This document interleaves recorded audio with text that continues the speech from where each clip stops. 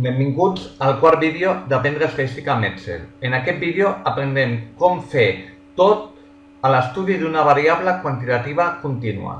Recomanem prèviament veure els 3 primers vídeos sobre la variable quantitativa discreta, on expliquem pas per pas com fer la taula pel càlcul de freqüències, la taula pel càlcul de mesures i els gràfics. Llavors, comencem. Quina pregunta agafarem per fer l'estudi de variable quantitativa contínua? Per exemple, aquesta. Quina és la mensualitat que pagues de promís per la tarifa telefònica? Com veieu, els resultats són en forma d'interval. Això és el que correspon a una variable quantitativa contínua. Llavors, posem els resultats en una taula tal com havíem fet a la variable quantitativa discreta. Fixeu-vos, aquesta era la discreta, passem a la contínua i posem ara les dades. En una taula de freqüències o de càlcul de mesures apareix una columna més. És igual que l'altra, però una columna més, que és la classe. Què és la classe? Els intervals, els diferents tipus d'intervals, que són les respostes. Llavors, això és la classe. Per fer l'altra part de la taula, el que farem és copiar tot el que hem fet en la variable quantitativa discreta. Ctrl+C, venim aquí i ho copiem aquí. Enter. Fixeu-vos que ja hem posat tot fins al final. Bé, ara agafem, hem d'esborrar això aquí perquè ja veureu que canviarà. I ho posem sense posar negreta.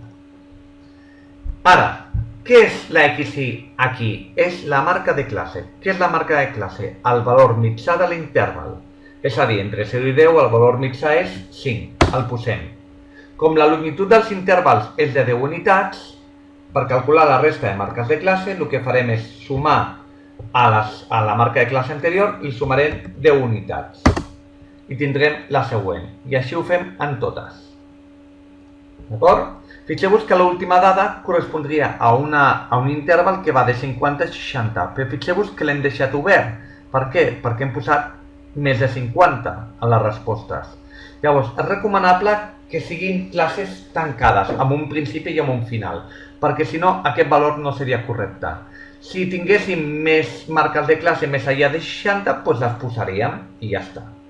Bé, llavors, ara calculem la freqüència absoluta. Ens surt tots zeros. Per què? Perquè no s'estan agafant bé les cel·les.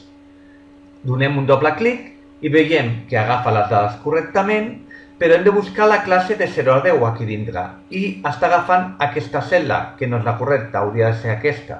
Hem de canviar la X5 per la Y5.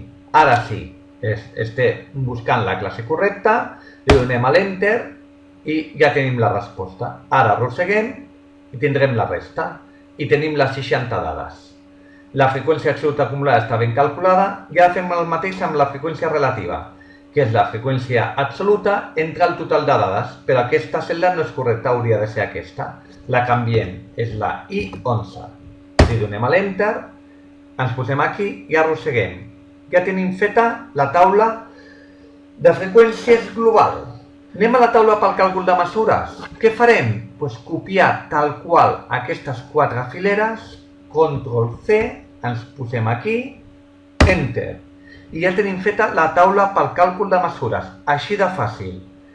I direu, ostres, i llavors ja tenim fetes les mesures de centralització i dispersió? No exactament, d'acord? Per què? Perquè en aquest cas estem calculant intervals.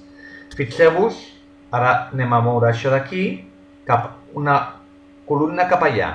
Com ho farem? Posarem el cursor aquí, fixeu-vos que canvia de creu blanca a un cursor de creu negra i ara movem, podem moure on vulguem, fixeu-vos, mourem fins aquí. Ara ja ho tenim. Què farem? Fixeu-vos, això serà ara a l'interval de mode. Això serà a l'interval de mediana. Aquí posarem un i d'interval i aquí el mateix. Bé, ja ho tenim fet. I ara anem a calcular-lo. Bé, a l'interval de mode i a l'interval de mediana hem de buscar-los. La resta ja estan fets. Què és l'interval modal o de mode? Què és? És aquell interval que té la freqüència absoluta més gran. Vale? Llavors, quina és aquesta, la freqüència absoluta més gran? Quin és l'interval de 10 a 20? Doncs aquesta serà la resposta. De 10 a 20. Quin és l'interval de mediana? L'interval de mediana és aquell intervals, no valors, perquè ara són intervals que ocupen els llocs centrals. En 60 dades, els llocs que ocupen els llocs centrals són el 30 i el 31. Per saber això, us refereixo al vídeo 2 on explico amb més profunditat com calcular la mediana. D'acord? Serien els llocs 30 i 31. I en aquest cas, d'acord, els llocs que ocupen el 30 i 31 ho mirem amb la freqüència absoluta acumulada. Fixeu-vos, la classe 0-10 ocupa els llocs de l'1 al 10. La classe 10 a 20 ocupa la freqüència absoluta fins al 28, vol dir que ocupa els llocs de l'11 fins al 28. La classe de 20 a 30 ocupa els llocs que van del 29 fins al 42. En concret, també ocuparà els llocs 30 i 31. Per tant, aquesta és la resposta, a l'interval de 20 a 30.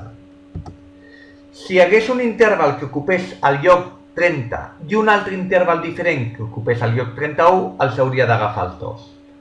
Bé, recordem que és la mitjana aritmètica. És el sumatori de la columna XI per FI entre el total de dades. El recorregut és, en aquest cas, és la marca de classe més gran menys la marca de classe més petita. Si tinguéssim els valors, o sigui, les mensualitats en concret que paga cadascun dels encastats, podríem fer més exactament quin és el recorregut. Però si no, fem la marca de classe més gran menys la marca de classe més petita. Variància. Recordem què és? És el sumatori de la columna de la marca de classe al quadrat per FI dividit el total de dades menys la mitjana aritmètica al quadrat. La desviació típica o estàndard és l'arrel de la variància i el coeficient de variació és, en aquest cas, la desviació típica entre la mitjana aritmètica.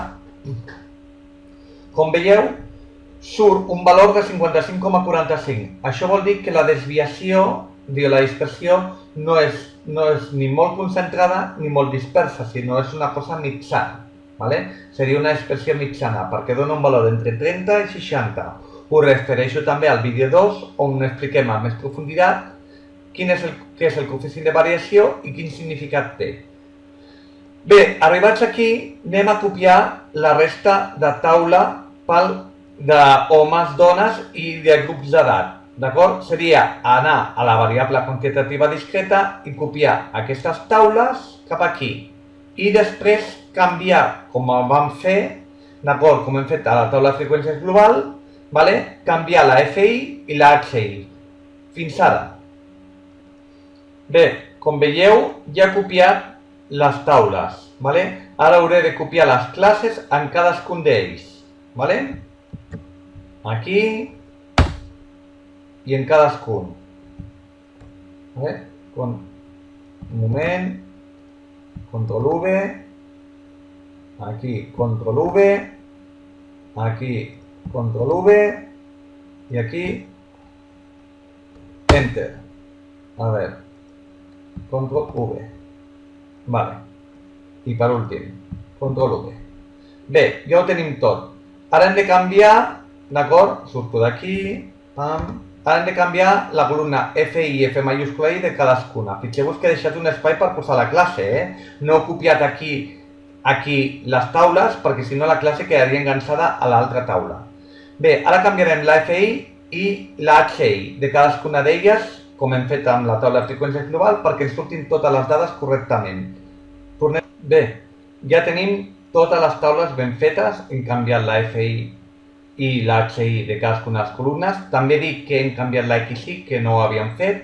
A part de la classe, de copiar la classe, hem de canviar la XI. He copiat aquesta i ho he copiat per totes. Bé, ja tenim totes les taules. Ara farem els gràfics.